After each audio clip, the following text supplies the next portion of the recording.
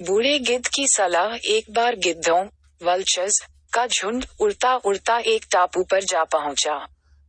टापू समुद्र के बीचों बीच स्थित था।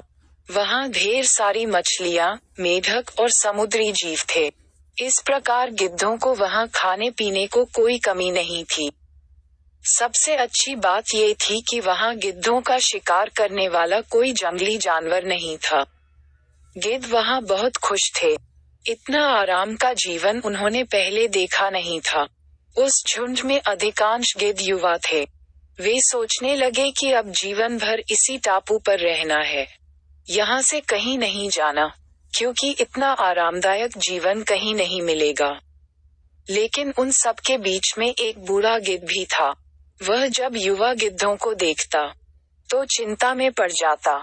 वह सोचता कि यहाँ के आरामदायक जीवन का इन युवा गिद्धों पर क्या असर पड़ेगा।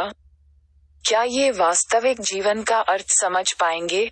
यहाँ इनके सामने किसी प्रकार की चुनौती नहीं है। ऐसे में जब कभी मुसीबत इनके सामने आ गई तो ये कैसे उसका मुकाबला करेंगे? बहुत सोचने के बाद एक दिन बूढ़े गिद्ध ने सभी गिद्धों की सभा बुलाई। अपनी चिंता जताते हुए वह सबसे बोला, इस टापू में रहते हुए हमें बहुत दिन हो गए हैं। मेरे विचार से अब हमें वापस उसी जंगल में चलना चाहिए जहाँ से हम आए हैं। यहाँ हम बिना चुनौती का जीवन जी रहे हैं। ऐसे में हम कभी भी मुसीबत के लिए तैयार नहीं हो पाएंगे। युवा गिद्धों ने उसकी बात सुनकर भी अनसुनी कर दी। उन्हें लगा कि बढ़ती उम्र के असर से बूढ़ा गिद्ध सठिया गया है, इसलिए ऐसी बेकार की बातें कर रहा है। उन्होंने टापू की आराम की जिंदगी छोड़कर जाने से मना कर दिया। बूढ़े गिद्ध ने उन्हें समझाने की कोशिश की, तुम सब ध्यान नहीं दे रहे कि आराम के आदी हो जाने के कारण तुम लोग उड़ना तक भूल चुके हो। ऐसे में मुसीबत आई तो क्या करोगे? मेरे बात मानो, मेरे साथ चलो। लेकिन किसी ने बूढ़े गिद्ध की बात नहीं मानी। बूढ़ा गिद्ध अकेला ही वहां से चला गया। कुछ महीने बीते। एक दिन बूढ़े गिद्ध ने टापू पर गए गिद्धों की खोज खबर लेने की सोची और उड़ता उड़ता उस टापू पर पहुंचा। टापू पर जाकर उसने देखा कि वहां का नजारा बदला हुआ था। जहां देखो वहां गिद्धों की लाशें पड़ी थी। कई गिद्ध लहूलुहान और घायल पड़े थे। हैरान बूढ़े गिद्ध ने एक घायल गिद्ध से पूछा, ये क्या हो गया?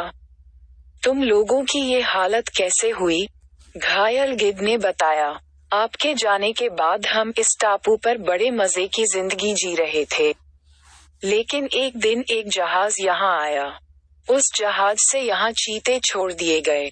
शुरू में तो उन चीतों ने हमें कुछ नहीं किया, लेकिन कुछ दिनों बाद जब उन्हें आभास हुआ कि हम उड़ना भूल चुके हैं, हमारे पंजे और नाखून इतने कमजोर पड़ गए हैं कि हम तो किसी पर हमला भी नहीं कर सकते और न ही अपना बचाव कर सकते हैं। तो उन्होंने हमें एक एक कर मारकर खाना शुरू कर दिया। उनके ही कारण हमारा ये हाल है। शायद आपकी बात न मानने का फल हमें मिला है। सीख अक्सर कंफर्ट जोन में जाने के बाद उससे बाहर आ पाना मुश्किल होता है। ऐसे में चुनौतियां आने पर उसका सामना कर पाना आसान नहीं होता। इसलिए कभी भी कंफर्ट जोन में जाकर खुश न हो जाएं।